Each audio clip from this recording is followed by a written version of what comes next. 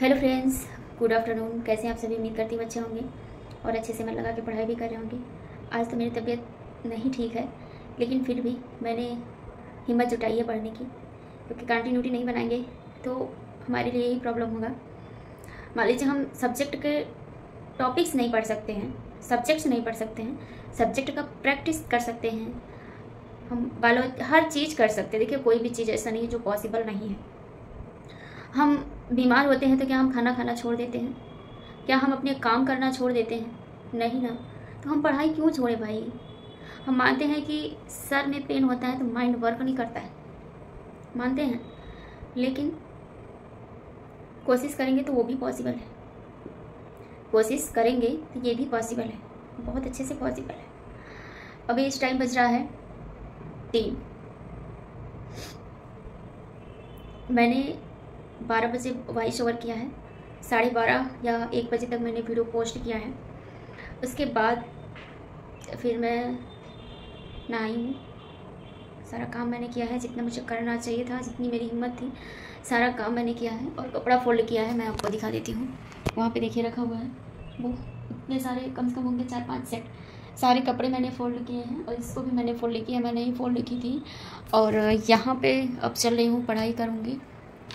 ऐसे भी मैंने ओपन करके रख लिया है। आज एनसीईआरटी नहीं पढ़ूंगी, बायोलॉजी पढ़ूंगी। इवनिंग टाइम में मैं एनसीईआरटी पढ़ने का प्रयास करूंगा, क्योंकि एनसीईआरटी जब तक पढ़ेंगे नहीं, क्योंकि ज़्यादा टॉपिक रह नहीं गया है। जितना कम बचता है ना, उतना ही लेट होता है। ज़्यादा रहता है तो डेली पढ़ के हम लोग कंप्लीट कर लेते हैं। जैसे अगर हम बात करें बायोलॉजी में, तो 26-27 क्लास कंप्लीट हो चुका है, 5-6 क्लास और है। चाहते तो 2 दिन में हम कंप्लीट कर लेते हैं। मैंने बोला था, मैंने टारगेट रखा था कि 15 तक हम कंप्लीट कर पाएंगे, मेरा कंप्लीट हो जाएगा। लेकिन अभी थोड़ा सा दुविधा लग रहा है कि 15 तक कंप्लीट कर पाएंगे भी कि नहीं, लेकिन हिम्मत करेंगे तो वो भी हो जाएगा। और अभी मैंने खाना नहीं बनाया है, जैसे चाय बनाई थी वैसे अभी पड़ा हुआ है। बस चाय मैंने पिया है, बस, और कुछ मैंने नहीं किया है। हाँ, थोड़ा सा मैंने अपने आप को मेंटेन किया है ताकि मैं बीमार ना दिखूँ।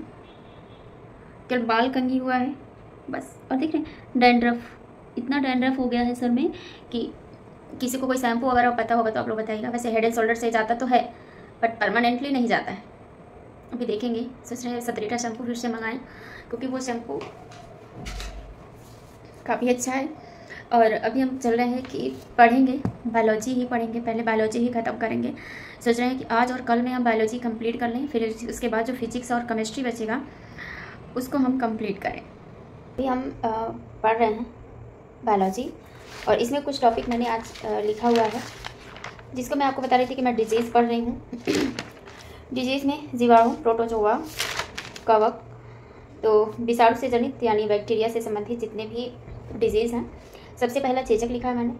चेचक यानी किस बैक्टीरिया द्वारा फैलता है और उसका फैलाव किस प्रकार से होता है, फिर उससे प्रभावित अंग कौन कौन से होते हैं, उसके बाद उसके सिम्टम्स क्या होते हैं, उसके रोकथाम के इलाज, उसके बाद अगर उसमें टीका देना है तो टीका, नहीं तो कौन सी वैक्सीन देनी है वैक्सीन, नहीं तो वैसे कौन सा इलाज कराना है वो। ऐसे इतने टॉपिक में ये ज़्यादा 6 से 7 पॉइंट में मैंने एक डिजीज़ को कंप्लीट किया है।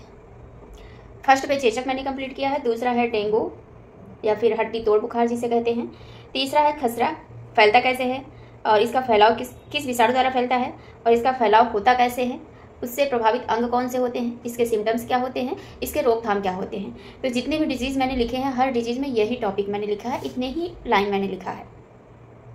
चेचक हो गया, डेंगू, हड्डी तोड़ बुखार हो गया, खसरा हो गया, rabies, polio, AIDS, hepatitis A, hepatitis B, hepatitis C, तीनों लिखा है। उसके बाद इबोला, ये मुझे नया वर्ड मिला है, इबोला, और बर्ड फ्लू, ये 2 टॉपिक, ये 2 डिजीज़ मुझे नए मिले हैं। मुझे लगता है कि बर्ड फ्लू शायद मैंने सुना भी है, बट इबोला मुझे लग रहा है कि मैं पहली बार सुन रही हूँ, इबोला डिजीज़। इसका पिक मैं आप लोगों के साथ शेयर कर दूँगी, ठीक है। तो आप सभी लोग इसको देख लीजिएगा, इसको पढ़ लीजिएगा। अगर आप भी अगर फर्स्ट टाइम इसको देखेंगे या फर्स्ट टाइम आप सुन रहे हो इबोला डिजीज़, इबोला रोग, तो आप इससे प्रभावित अंग जो होते हैं ये लीवर, किडनी और लंग्स, ये 3 अंग इससे प्रभावित होते हैं। और इसके लक्षण क्या है, इसके इलाज क्या है, रोकथाम, बाकी फैलाव कैसे होता है, ये सारी चीज़ें आपको पिक में मिल जाएगी। ब्लॉग शेयर होने के बाद कम्युनिटी में आपको इसका लिंक, वीडियो का लिंक और इसका पिक दोनों मैं शेयर कर दूँगी, तो आप लोग देख लीजिएगा। तो जिस फ़ोन से मैं वीडियो शूट कर रही हूँ इस फ़ोन से जो ऐप है वो लोड नहीं हो रहा है, पता नहीं क्यों। तो मैंने जिस फ़ोन से मैं वीडियो शूट करती हूँ इसी फ़ोन में मैंने इसको फिर से एप्लीकेशन डाउनलोड किया है, फिर से मैंने उसको इसमें लॉगिन किया है। तो इसी फ़ोन से मुझे पढ़ना है, नहीं तो इस फ़ोन से मैं आपको दिखा देती, बाकायदा अच्छे से दिखाती, बट नहीं हो पा रहा है। तो आपके साथ पिक मैं ज़रूर शेयर कर दूँगी, ठीक है। मैं आप लोगों के साथ शेयर करने के लिए कोशिश कर रही थी। ये टॉपिक है एड्स हो गया, और इधर है पोलियो और रेबीज़, ये तो खैर बहुत वायरल है। Hepatitis A, hepatitis B, hepatitis C और ये डी इबोला। और इसको आप लोग देख लीजिए, इसको लिखना होगा, लिख लीजिएगा। और इसके रोकथाम के लक्षण है कि बर्ड फ्लू, इसको मैं फर्स्ट टाइम देखी हूँ और इसको अभी जस्ट चल रही हूँ। अब लिखूँगी, जितना भी लिख पाऊँगी लिखने का प्रयास करूँगी। बाकी आप लोग वीडियो में बने रहिएगा।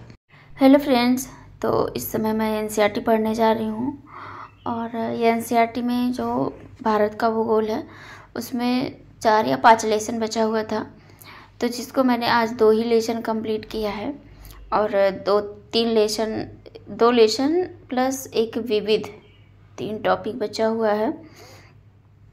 इसको मैं नेक्स्ट डे कंप्लीट करूँगी। भारत का भूगोल कंप्लीट हो जाएगा, उसके बाद हम विश्व का भूगोल स्टार्ट करेंगे। टीजीटी पीजीटी जो मैंने स्क्रीनशॉट कम्युनिटी में सेंड किया है वो अब मुझे रियल दिख रहा है, क्योंकि कई यूट्यूब चैनल पर मैं देख रही हूँ कि वही पीडीएफ्स बताए जा रहे हैं। तो अब संभावित डेट मान सकते हैं, लेकिन अभी कंफर्म डेट नहीं है। जो 15 दिसंबर से 15 जनवरी तक जो डेट दी गई है उसमें वो अभी संभावित है, यानी आयोग गठन कर रहा है, और गठन तो हो चुका है, यानी उन लोगों का एनालिसिस चल रहा है, और वो लोग एक डेट निर्धारित करना चाह रहे हैं। सभी से उस पर मुहर लगाने की बात हो रही है मेरे हिसाब से, लेकिन अभी वो कंफर्म डेट नहीं है कि आपका एग्ज़ाम हो ही जाएगा। तो जितने भी लोग परेशान हो रहे हैं कि एग्ज़ाम हो जाएगा 15 से जनवरी के बीच में, तो अभी तो कंफर्म नहीं है, लेकिन हो भी सकता है, ठीक है। जैसे 2021 में अचानक ही डेट आई थी, वैसे 2022 जो 22 वाला फॉर्म अप्लाई हुआ है, मुझे लग रहा है इसमें भी अचानक ही डेट आएगी। आप मेहनत से अच्छे से पढ़ते रहिए और आगे बढ़ते रहिए, ज़्यादा से ज़्यादा प्रैक्टिस पर ध्यान दीजिए। जो भी लोग टीजीटी पीजीटी डाले हुए हैं, मेरा तो पीजीटी पे डला है, एक ही सीट पे डला है, और फाइट इतना है कि कंपटीशन इतना ज़्यादा है कि एक सीट पे फाइट थोड़ा सा मुश्किल है, बट क्या कर सकते हैं, जितना भी हो पाएगा करने का प्रयास करेंगे। अगर डाल पाएंगे तो एग्ज़ाम दे पाएंगे तो जाएंगे देने, ऐसा नहीं है कि नहीं जाएंगे, क्योंकि हो सकता है कि अटेम्प्ट मेरा काउंट हो, बट मेरे लिए वो एक तरह से हम कहेंगे ना कि ये एक प्रैक्टिस होगा। बाकी देखते हैं कि अपना 100% पूरा देने का प्रयास ज़रूर करेंगे। और आप लोग भी अगर यूपी टीजीटी पीजीटी का फॉर्म अप्लाई किए हैं तो कमेंट बॉक्स में ज़रूर बताइएगा। और बीपीएससी या स्टेट जितने भी लोग क्वालिफाई किए हैं, TRE 4 जल्द ही आ रहा है, या स्टेट पेपर 2 पेपर 1 दोनों के लिए है। और आज तो मैंने ज़्यादा वीडियो भी शूट नहीं किया है, तबीयत भी नहीं ठीक थी, और ज़्यादा पढ़ाई भी नहीं की हूँ। झूठ क्यों बोलूँ मैं कि मैंने पढ़ाई किया बट वीडियो नहीं शूट किया। तो इस वीडियो को यहीं पे एंड करते हैं।